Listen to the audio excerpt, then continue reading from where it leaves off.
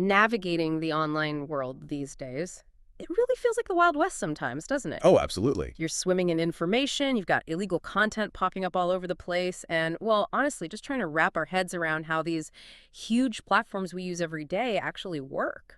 It's definitely a complex landscape. And for years, the digital world just grew so fast. And the Yeah. rules for the companies running these services often felt, well, a bit behind the curve. Exactly.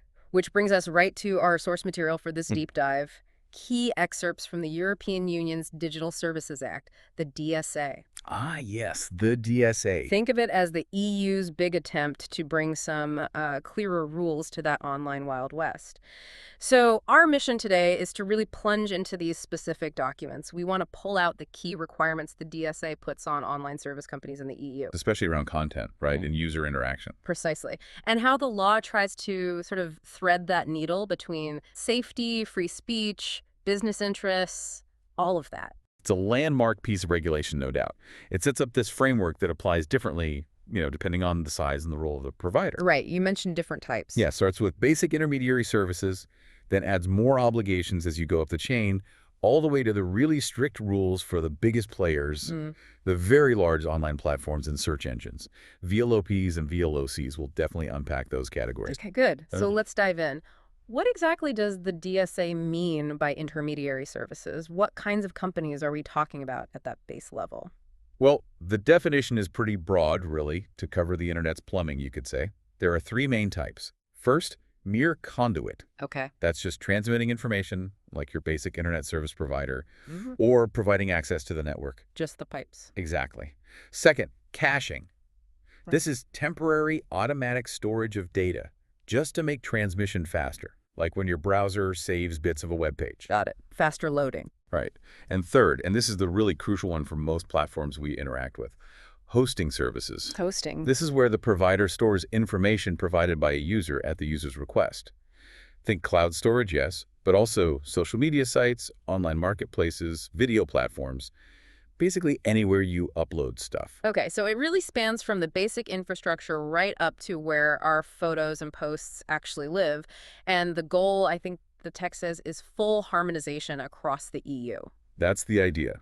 One of the main aims, stated right near the beginning, is creating a single, clear set of rules for these services across all EU countries. So companies don't face like 27 different sets of rules. Exactly. It's meant to make the online environment more predictable, protect fundamental rights, but also, importantly, help foster innovation by having that clear baseline. Makes sense, especially for a single market. Now, a really central idea for these services, historically anyway, has been liability.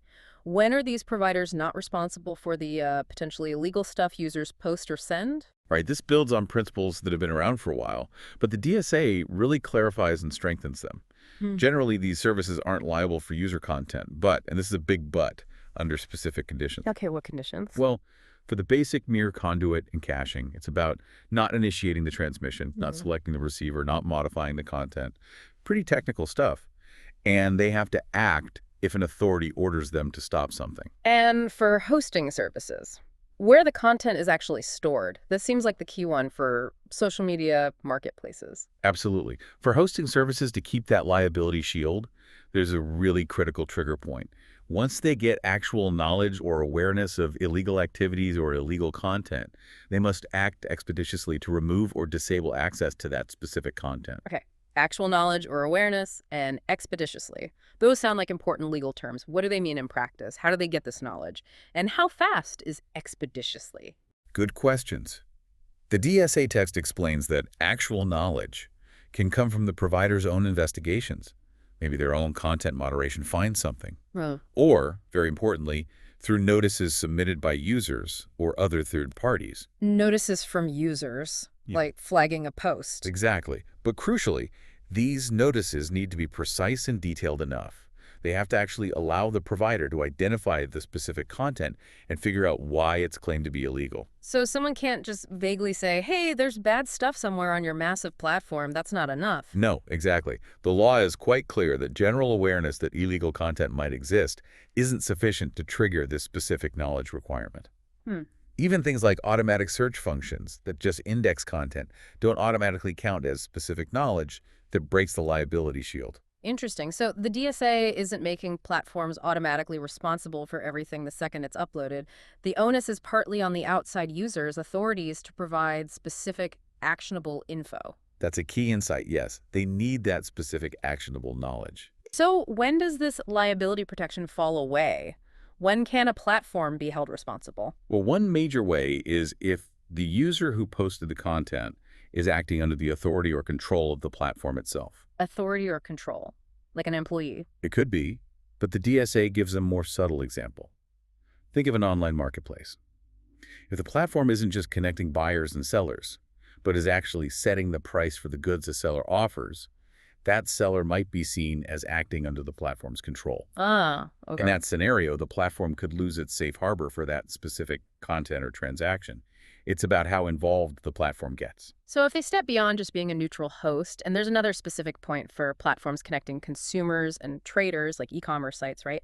Something about how they present information. Yes, definitely. This is really focused on consumer protection.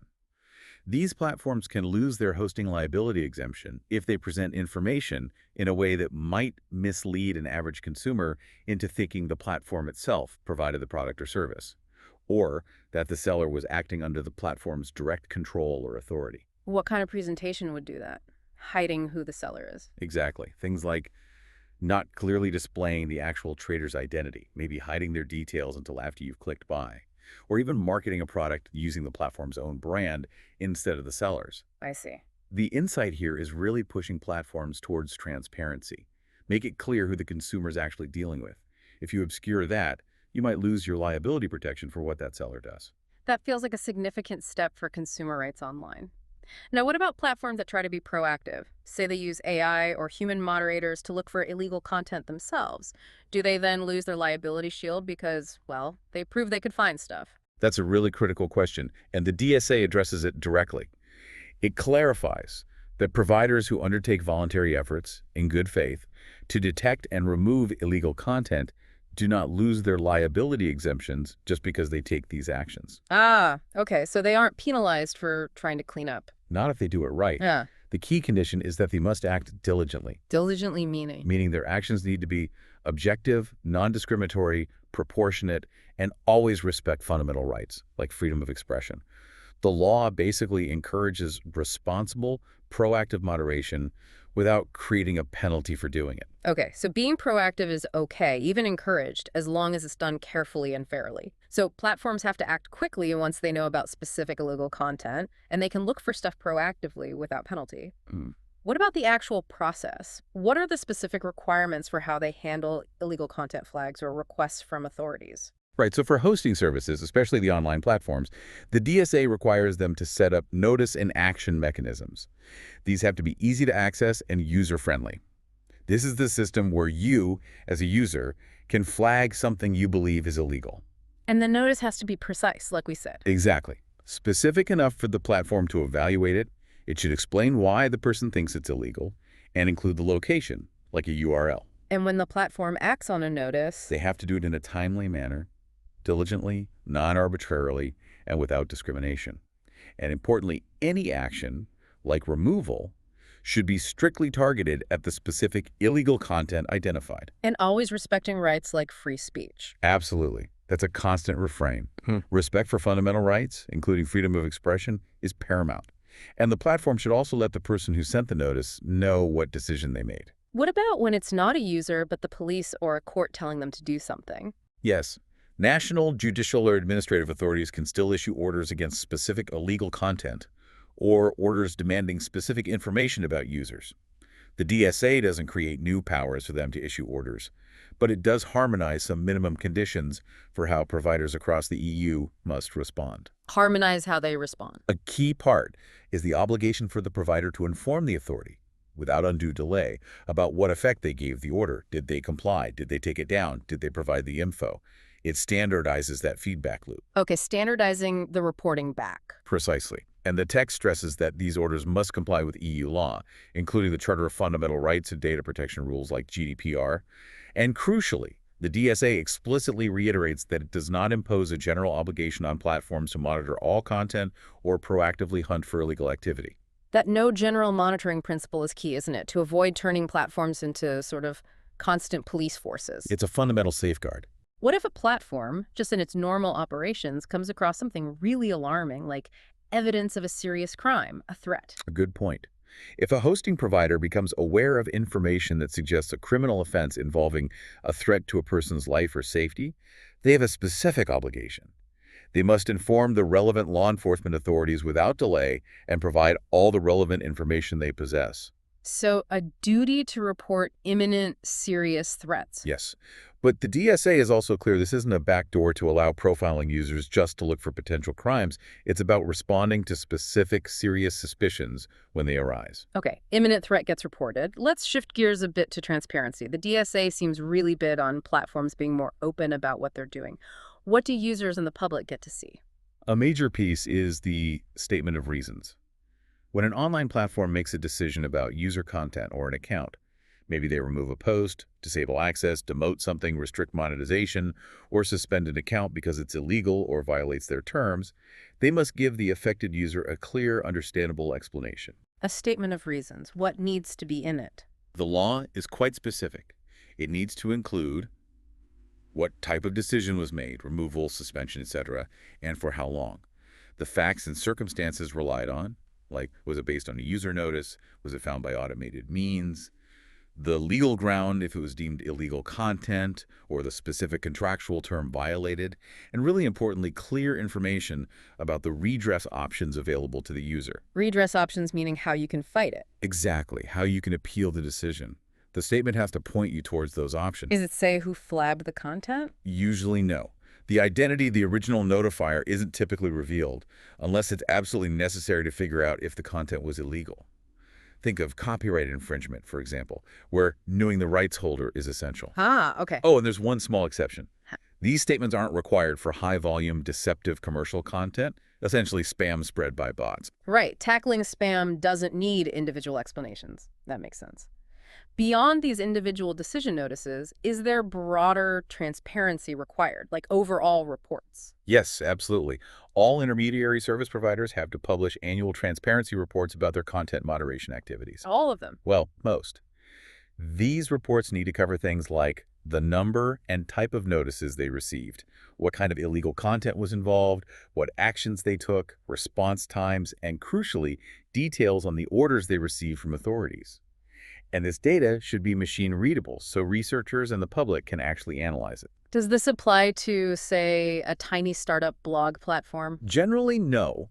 There's an exemption for micro and small enterprises from this annual reporting, unless they grow so large they qualify as a very large online platform. Yeah. The DSA tries to scale the burdens. Good. Scaling rules seems important. So if a user gets one of these statements of reasons saying their post was removed, what can they actually do to challenge it? Online platforms must provide an internal complaint handling system. This has to be easily accessible, free of charge, and effective. It's your first formal step to appeal a moderation decision, or even appeal a decision the platform made about a notice you sent flagging someone else's content. Okay, an internal appeal. How should that work? The platform has to handle these complaints in a timely, diligent, non-discriminatory, and non-arbitrary way. And here's a key point. If the original decision was made using automated tools, like AI moderation, the review of your complaint must involve qualified human staff. Ah, human review is mandated if AI made the first call. Yes. And if the platform decides your complaint has merit, meaning their initial decision was wrong or unfounded, they're obliged to reverse it without undue delay. So they have to admit mistakes and fix them. What if the user still isn't satisfied after the internal appeal? Are there other options besides going straight to court? Yes. Online platforms also need to offer users access to certified out-of-court dispute settlement bodies. Certified bodies, like independent mediators. Sort of. These are third-party entities certified by a national authority that are meant to be independent, have expertise, and provide a fair, swift, and low-cost way to resolve these disputes over content moderation decisions. Is the decision from this out-of-court body binding on the platform or the user? No, crucially, the outcome is not binding on either party. And very importantly, using this system doesn't prevent the user from going to court. They can still pursue judicial remedies at any point before, during, or after the out-of-court process. So it's an extra layer of accessible redress, but it doesn't replace your right to sue. Exactly, it adds options. The DSA also talks about trusted flaggers. What are they? Right, trusted flaggers. Ex- These are entities, maybe NGOs, industry bodies, or public entities that are designated by a national digital services coordinator because they've shown they have particular expertise and competence in identifying illegal content and act responsibly. And what's special about them? Because they're considered reliable, platforms are required to process notices submitted by trusted flaggers expeditiously, essentially giving them priority handling. They're seen as a valuable resource for flagging serious issues quickly. These flaggers also have to publish their own transparency reports. So verified experts get faster attention. Makes sense. What about the flip side? Users who deliberately abuse the system, either by constantly posting illegal stuff or maybe flooding the platform with fake complaints. The DSA does include measures to tackle misuse. It talks about users who frequently provide manifestly illegal content or submit manifestly unfounded notices or complaints. Manifestly meaning obvious. Yeah, basically obvious to a layperson without needing deep legal analysis, clearly illegal or clearly baseless. And what can platforms do about those users? If a user repeatedly engages in this kind of behavior, after issuing prior warnings, platforms can temporarily suspend them from the service or from using the notice complaint systems. Suspend them. Yes, but there are safeguards. This possibility has to be clearly stated in their terms and conditions. Warnings usually need to be given first, and the user must have redress options against the suspension itself. Plus, these suspension decisions are subject to oversight by the National Digital Services Coordinator. So there's a tool to deal with deliberate abuse, but it has checks and balances. Exactly. It's trying to strike that balance between protecting the system from bad actors and preventing unfair censorship or deplatforming. Okay. Let's circle back to those platforms connecting consumers and traders, the online marketplaces. Beyond the liability points, what other specific rules apply to them to protect buyers? There was something about knowing the seller. Yes, this is a very significant set of obligations called trader traceability, or know your business customer. Platforms that let consumers make distance contracts with traders have to collect and verify quite a bit of information from those traders before letting them sell on the platform. What kind of info? It's quite detailed. Name, address, phone, email, a copy of their ID or company registration document, payment account details, trade register number if they have one, and crucially, a self-certification from the trader promising they'll only offer products or services compliant with EU law. Wow, that's thorough. How much checking does the platform have to do? Do they guarantee the seller is legitimate? They don't guarantee it, but they have to make best efforts to assess if the information provided by the trader is reliable and complete. This means actively trying to verify it, perhaps using official online databases or requesting trustworthy supporting documents. It's a due diligence obligation. And does the consumer get to see any of this information? Yes, some of it. The platform must make key details available to the consumer in a clear way before they buy. This includes the trader's name, contact details, registration info if applicable, and that self-certification about legal compliance. So you should know who you're actually buying from. That's the goal. The insight is really about tackling the problem of anonymous or untraceable sellers online by making the platform responsible for knowing who their business users are and sharing essential ID with consumers. That feels like a big shift towards accountability on marketplaces. Does the DSA also say anything about how these platforms should design their websites or apps? It does. It says platforms should design their interfaces in a way that helps traders comply with their legal obligations under EU consumer law, for example, making it easy for them to provide all the necessary product safety information or details about withdrawal rights. Helping the sellers follow the rule. Right. And platforms should also use best efforts to check if traders have actually uploaded all the required info before letting them list products. And then, after listing, they should make reasonable efforts to do random checks, maybe using official databases, to spot products identified as illegal. But again, the text emphasizes this is not a general obligation to monitor every single listing constantly. Okay, checks before listing, some random checks later, but not continuous policing. Got it. Let's move to something that affects pretty much everyone online. Advertising and recommender systems. How does the DSA handle these? Well, for online platforms, there are important new transparency rules for advertising. First, users must be able to easily see that something is an ad. Clear labeling. Yes, clear marks. And second, they must know on whose behalf the ad is presented, who paid for it. Okay, know it's an ad, know who's behind it. What about the targeting? Why am I seeing this specific ad? That's the next crucial bit. Platforms have to provide users with meaningful information about the main parameters used to target that ad specifically to them.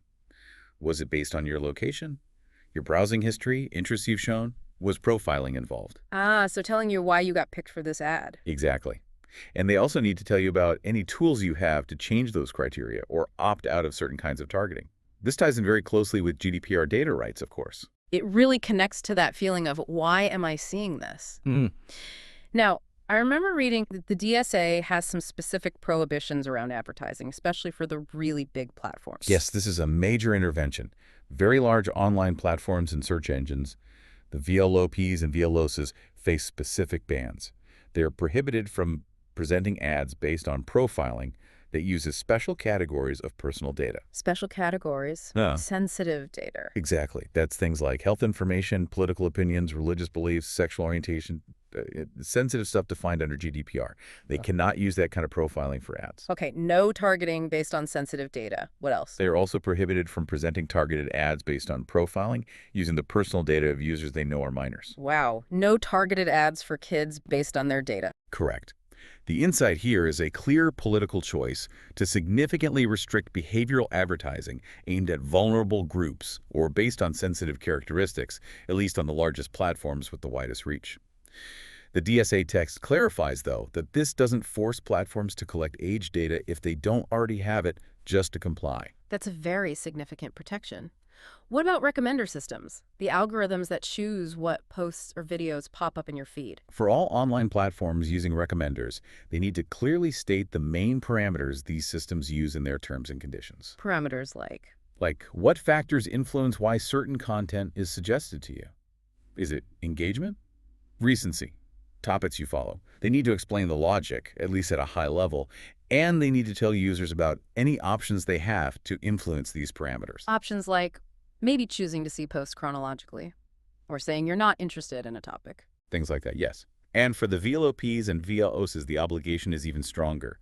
If they use recommender systems, they must provide at least one option for each system that is not based on profiling. Not based on profiling at all. So just chronological or maybe based on general popularity, not tailored to my specific past behavior. Exactly. It could be chronological. It could be based on context, like location, if relevant, or general popularity. The point is, they have to give users an easily accessible way to see a version of the feed or results that isn't algorithmically tailored based on a profile built up about them. That's fascinating. It's like offering an escape route from the potential filter bubble. That seems to be the idea, acknowledging the immense power of these personalized algorithms and ensuring users have at least one baseline alternative. Okay, let's talk more about those very large online platforms and very large online search engines, the VLOPs and VLOSs. You mentioned the threshold is 45 million monthly active users in the EU. Yes, average monthly active recipients, to be precise. And active recipient is defined quite broadly. It's not just registered users logging in, but anyone exposed to information on the interface, even without clicking or logging in. High turnover or market cap can also be indicators that regulators look at. And the reason they get all these extra rules is because of their size and impact. Exactly. It boils down to systemic impact. Yeah. The DSA explicitly recognizes that these platforms, because of their sheer scale and reach, can amplify societal risks in ways smaller services just can't. Risks like Dissemination of illegal content? Yes, but also harmful content that might be legal. Potential negative effects on fundamental rights, on civil discourse, public health, public security, maybe even electoral processes. Their size means problems can scale very quickly and have wide-ranging consequences. Okay, so bigger size, bigger responsibility. What are the main extra obligations just for these giants? Well, a huge one is the requirement to conduct regular systemic risk assessments.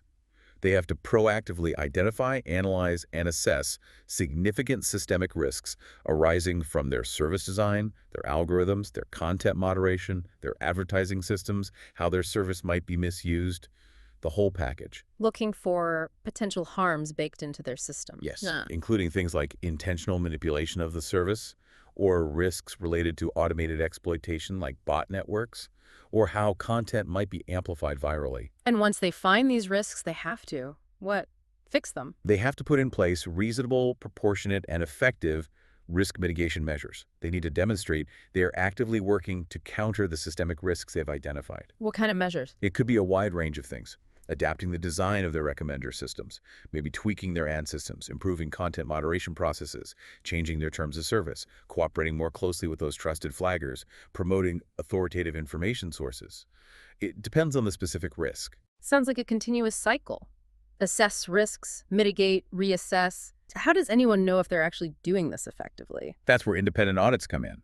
VLOPs and VLOCs must undergo annual independent audits to check their compliance with all their DSA obligations, including these systemic risk assessment and mitigation duties. Independent auditors checking their homework. Essentially, Yeah. yes.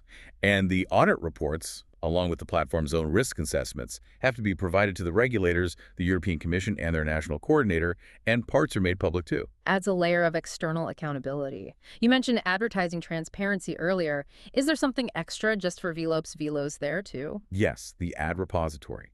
They must compile and make publicly available a searchable database, a repository of the advertisements shown on their platform. A public library of all the ads they run? Pretty much. It has to include the ad content, who presented it, who paid for it if that's different, the period it ran, and key information about the targeting parameters used for each ad campaign. And how long is this kept? This information needs to remain in the public repository for 1 year after the ad was last displayed.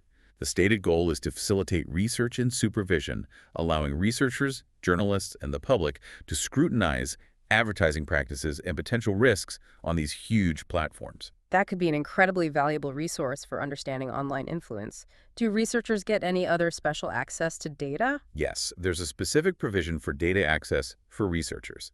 Vetted researchers studying systemic risks can apply for access to VLO-BLO's data necessary for their research, under strict conditions to protect user privacy and commercial secrets. So, controlled access for academic scrutiny. And what about emergencies? Is there a special break glass in case of emergency clause? There is. It's called the crisis response mechanism.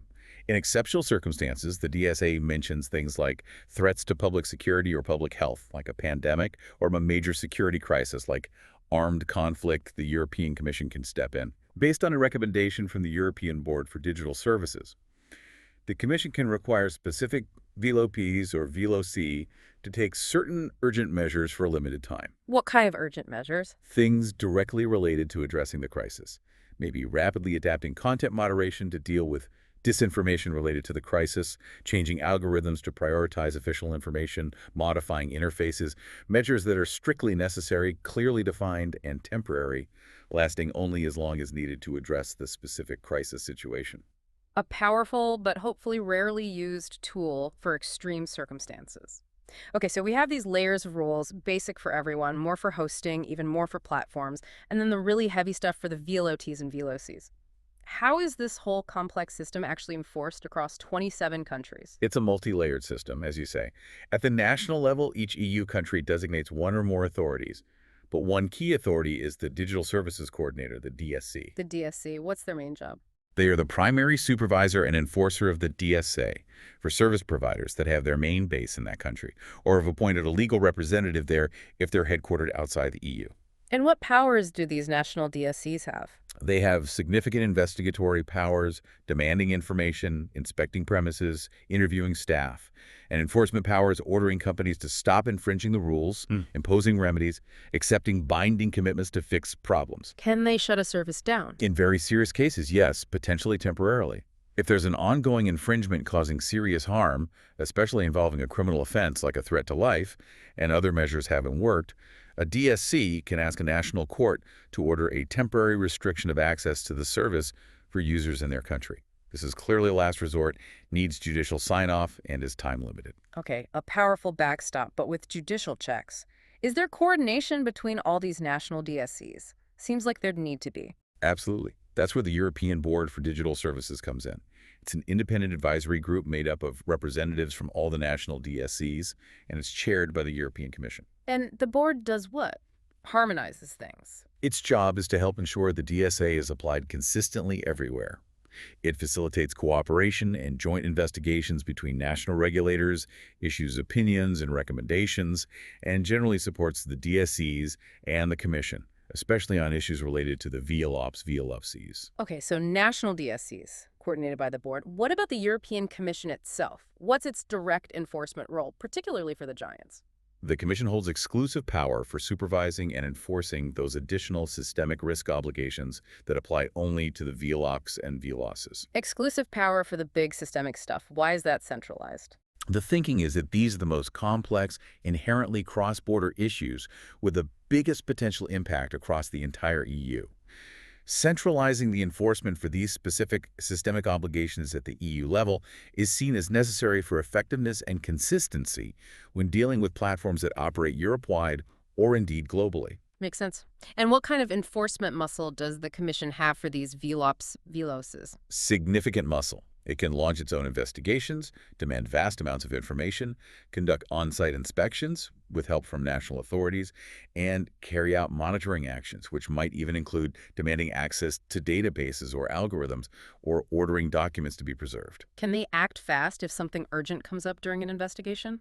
Yes, they can impose interim measures if there's an urgent risk of serious damage based on a preliminary finding that the platform might be breaching the rules. And penalties. Are there big fines? Oh, yes. The framework allows the Commission to impose very substantial fines for non-compliance by VLAPs VLOSs, potentially running into billions for the largest companies based on their global turnover. That's serious financial clout. It is. And if an infringement is confirmed, the Commission can require the platform to submit a detailed action plan on how they'll fix the problem and prevent it from happening again.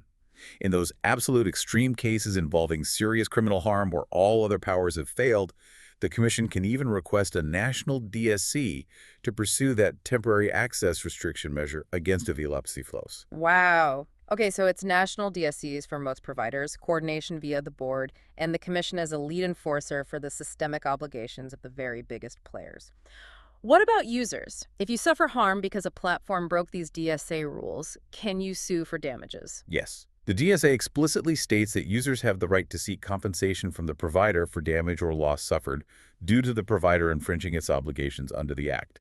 This would happen through national courts, following national procedures. Good to know there's a path for compensation. And finally, all these decisions, a platform taking down content, a DSC issuing an order, the Commission imposing a fine, are they final? Or can they be challenged? That's a crucial safeguard. All decisions made under the DSA framework, whether by the platform itself, through its internal or the out-of-court mechanisms, by the national authorities, the DSCs, or by the European Commission, are subject to judicial review.